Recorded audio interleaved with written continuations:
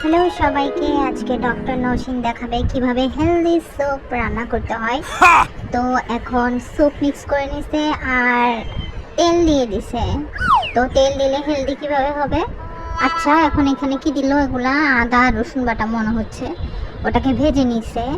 তারপর এখন এই যে স্যুপ করতেছেন নাড়াচাড়া, তারপরে স্যুপ দিয়ে দিছে এখানে। এটা হচ্ছে একদম মজার একটা হেলদি স্যুপ, যেহেতু ডক্টর রান্না করতেছে। এটা খেলে কিন্তু সব অসুখ ভালো হয়ে যাবে। যারা আমার মতন অসুস্থ থাকে তাদের এটা বেশি বেশি খাইতে হবে, যদিও আমার কপালে জুটে নাই। তো এখন এখানে নিয়ে নিছে, কিন্তু সস দিলে কি হেলদি হবে?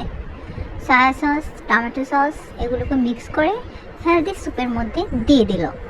এখন এটা করবে নাড়াচাড়া, আর একটা ডিম ভেঙে নিচ্ছে। হ্যাঁ হ্যাঁ, এই যে নসীন কিন্তু ডিম ভাঙতে পারে, প্রমাণিত।